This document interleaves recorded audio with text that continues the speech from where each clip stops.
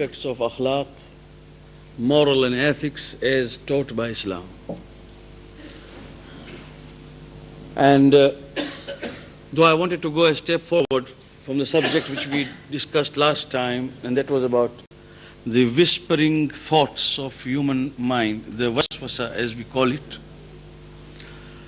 I thought it quite right for me tonight to speak about the impending event which is going to take place and affect many families, inshallah, very soon, and that is the intention of going to Hajj. Many men and women, inshallah, will soon depart for Hajj, and may Allah take them and bring them back safely. But the question remains, as it were, that in every aspect of our conduct, including ibadat, that is acts of worship,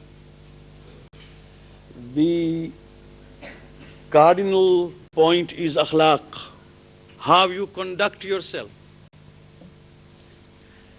I have said it again and again, but let us repeat for the sake of just refreshing our memory, that when we will stand for namaz-e-jamaat, there is a code of conduct for that. To stand as close to each other as possible, and to maintain a line which should be straight, and to look at a particular direction, and not to commence till Imam has commenced, and not to say Takbiratul Ihram till Imam has already said it, not even with him, and do not proceed to any act of worship unless the Imam has already gone to that. All this is just the way we behave. It's a code of behavior, akhlaq. And the same thing applies to fasting. When we were in the month of Ramadan, we knew the Prophet has told us fast, but it should not only mean to starve, it also means to mold our conduct and our behavior. Similarly, even for ulama, those who are scholars, there is no beauty, no adornment better than akhlaq. If there is a person who has knowledge but has no good behavior, that man is good for nothing. Conversely, there may be a man who knows little, but his behavior is superb, then that man is really a valuable asset to a society. So sometimes knowledge coupled with akhlaq, knowledge coupled with good behavior really makes a man shine. That is true of all ulama. It is said, and very well said, that if there is a tree, a fruit-bearing tree, if you throw a stone at that tree, it does not give you back a stone, it gives you back a fruit. So while you may pester, you may throw stones, but a man who has something to offer does not offer a stone back, he offers the benefit and the advantage of his existence. That is how Shaykh Abbas Qummi alayhi rahmah relates a story of Shaykh Jaffer, Kashiful Ghita. The whole family is known as Kashiful Ghita, one after the other, for that book which was written by Shaykh Jaffer Shushtari. He wrote a book called Kashful Ghita. It is a book on fiqh, and it is said that he wrote this while he was traveling without any reference books at his disposal. From his own knowledge, the man wrote that book, which is today a standard book of fiqh, Kashful Ghita. And because of that, the family has been known as Kashiful Ghita, one who lifts the curtain, one who lifts the veil. Shaykh Jaffer Kashiful Ghita once came to the mosque to lead the prayers, and one very ordinary lay Sayyid who was not educated, came to Shaykh and said, I have come to ask for my part of homes. Give me from Sahmi Sadat whatever you have. And that time Shaykh said, if you can wait till the namaz is over, I will try to find some money for you, because at this moment I don't have anything to give. Whatever we had this morning, we have already distributed. Well, he wouldn't believe. And in an altercation that followed, while Agha tried to explain him, this man tried to lose his temper. He spat at the face of Agha. And what happened was that spit came onto his beard. Immediately as he spat, others who were preparing for namaz, all of them got wild, and suddenly everyone tried to manhandle that man. Agha said, leave him alone, leave him alone. Do not hurt him, do not harm him. And Agha told the people to stand in line as it was in namaz-e-jamaat, and he took his abba and said, look at this spit of a sayyid on the beard of a sheikh. Whoever wants to pay whatever he wishes may put into this abba. And people looking at the abba of a mujtahid whose taqleed they were doing, gave out whatever they had at that time in the pocket. Whatever was collected, Agha gave it to him and said, Sayyid, I want to be excused. This could not be more than this. Whatever I have been able to collect, please accept it. And he himself wiped the spit and started prayers. Sheikh Abbas Qumi alayhi rahmah says, with this act of behavior, people started uncontrollably crying, remembering that there can be an alim of that stature who can be so humble. Because people are people. There can be ignorant people who do not know how to tackle you, how to handle you. But we have got to see that akhlaq does not leave us from any side. Our behavior. Oh, it is a coincidence perhaps that we are having this majlis to remember Mulla Marhum, Mulla Haji Ahmad Lakha Khanji. And it's really very sad that most of our young people do not know who our elders were and what is the history. Inshallah, there will come a time when we will write about our elders as to what they have contributed. But Mulla Ahmad Lakha Khanji, despite all his accomplishments, attainments, mashallah, as a fluent speaker of Farsi, Arabic, English, Gujarati and Urdu, as a Zakir Hussain who spoke for many, many years from Mimbar, not only in East Africa but also in Madagascar. What was actually most striking about Mullah Sahib was his akhlaq. In spite of all the attainments, Allah gave him the wealth of this world and the wealth of the next. He was a businessman, he was a successful businessman. Zakri was not his vocation. Zakri was his way of life, a transaction with Sayyid al-Shuhada salamullah alayhi. But what was good of him was that any young and old, whoever talked to him, despite his personality, he was always soft-spoken. He was always prepared to listen, which is, of course, the greatest art of conversation. And at the same time, I can tell you one thing, that you could have sat with him from morning till afternoon, discuss anything under the sun. To hear from him is a word of ghibat. Not at all. He would tell you what Deen wants, what community needs. He would contribute. So what I want to say is that may Allah shower His choicest rahmat upon him, that we are here to remember him. May Allah give him the thawab of this dhikr of Ahlul Bayt that we are going to do. That this is also a majlis in itself. Unfortunately, it cannot go on for very long because we have got only 15 minutes at our disposal before the namaz. But our prayers are with him, and inshallah we will always remember him and pray for his maghfirah. At the very first meeting with Mullah Sahib, you could have seen how he wins you over. with his khulq, which is called Akhlaq Muhammadi or Akhlaq Nabi. When we go for Hajj, Masail can be understood. There will be a Maulana there will be many ulama there who will teach you all the Masail, how to do or what to do. But what is needed is to understand the philosophy of Hajj, which involves nothing but akhlaq. Bismillahir Rahmanir Rahim. Al-Hajju ashhurum ma'lumat. Surah Baqarah. Allah says Hajj has got fixed days. That means it's a beginning from Shawwal, Zi Qa'da, Dhil Hijj. It cannot be before this. Al-Hajju ashhurum ma'lumat. وَمَنْ فَرَضَ فِيهِنَّ الْحَجِّ. Whoever makes upon himself decision of Hajj in these months, فَلَا رَفَثَ وَلَا فُسُوقَ وَلَا جِدَالَ فِي الْحَجِّ.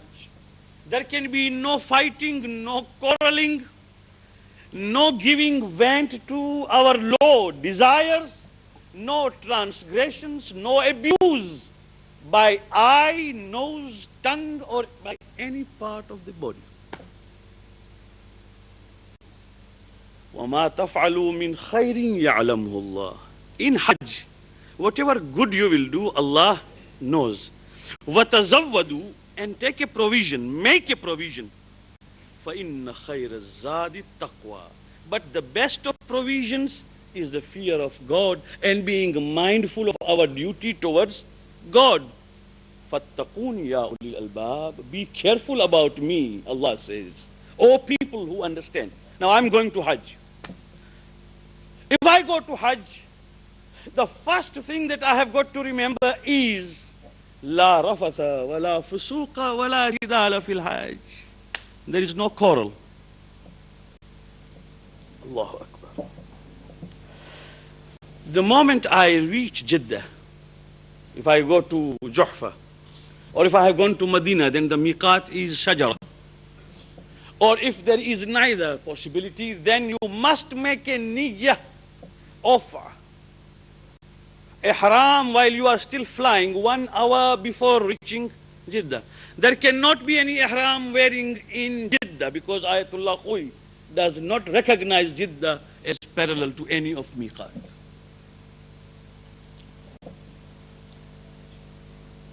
What we do? 2 dresses donned, one on top, another loin cloth. And that is not ihram, that is just cloth. Ihram is when I make a niyyah and say, I have now put ihram for this Hajj or Umrah Tamattu or Hajjatul Islam, Qurbatan ilallah, and open up that knot which I had tied originally. It wasn't ihram before this. Immediately I opened it and then say, Labbaik, Allahumma labbaik, labbaik, la sharika laka, labbaik, innal hamda wal mulka lak la sharika lak, and then tie it. That 4 talbiyah is where I have already answered the call.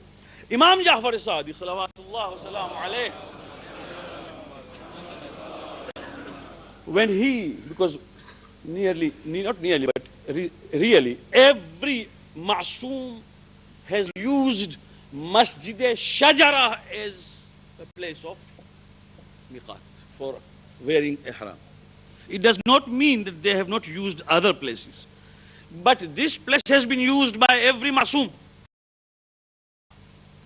So one day when he was saying, Labbaik Allahumma labbaik, his hand actually trembled and shivered, and people said, Yabna Rasulullah, what is happening? He said, I am telling Allah subhanahu wa ta'ala, Labbaik, here I am. Those who know Arabic, they know it, and those who know Kiswahili even, they know it, that in Africa also the workers at home, those wadigos who are Muslims, whenever you call them Fulani, Labbaik bana. Labbaik means I am here answering your call. Labbaik Allahumma labbaik, I have come, here I am. Imam alayhi salam said, I only fear one thing, that there may come an answer to say, La labbaik wa la sa'daik. There is no labbaik and there is no sa'daik. This cannot be for Imam. But Imam is teaching us a lesson. And he was asked how. He said, go with the purest of purpose from home. Don't go to set up agencies in Jeddah. Although setting up an agency in Jeddah is not haram, but while going as a niyat of, it should be Hajj, qurbatan ilallah. Go with niyah, ikhlas, and go with the money that is tayyib. This is what Imam alayhi salam said. Go with the wealth which is tayyib. That means if you owe money, pay up first, then go. Or if the part which should be given to Allah, that is khumus, pay that first and then go. And if nothing remains after payments, then don't go, because it does not become wajib. It becomes only wajib if you can still spare some money after paying up the dues. And there are many conditions. It's not a tourist program to go to Hajj and say, I'm going to just as a tourist. There is no tourist program. It has got a meaning. Labbaik Allahumma labbaik.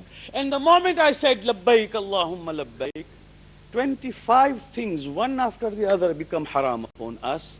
Have we ever pondered at what are these things? So simple things like do not look at a mirror. That means do not regard yourself in a mirror. Do not apply perfume. But do not run away from bad odor. That means if there is a bad odor coming, do not block your nose and run away. Right? Do not go under the shade while you are traveling. Do not wear shoes which cover. It can be open sandal. Do not wear your hand gloves or socks. Do not quarrel. Do not pluck the grass. Do not kill an insect. If you look at it, and then there are many things that all intimacies between husband and wife stopped. Even witnessing a nikah, not reading, witnessing a nikah while you are in ihram is not allowed. Leave aside reading nikah. All this gives me an idea that Allah subhanahu wa ta'ala has put me into a stage whereby I am made to believe that all that carnal desire of my flesh, my body, all that, my reaction and responses, are coming to a standstill for some time. With these two cloths, I am just like the one who will be, inshallah, raised on the day of judgment.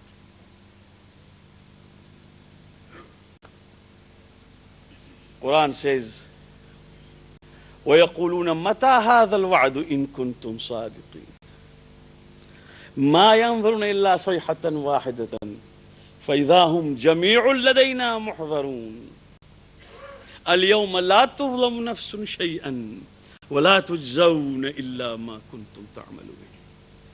These people are asking you, O Prophet, when will be the day when we shall be called by Allah? When is that day? Tell them, they are just waiting for one moment when there will be a loud bang and cry, and they will all come before us. None of them will be wronged. Everyone will be paid according to his deeds. On that day, some of us will rise with two clothes, that is kafan, if at all that kafan is still intact. I don't know what will happen to others. Allah subhanahu wa ta'ala knows better. But the view on the plain of Arafah or around Khane Kaaba gives us an idea as to this is the type of metamorphosis and transition taking place when I will discard or remove, or when I get divested of that particular vestment or ihram, then I go and resume my ordinary clothes. If I become the same devil again I was before,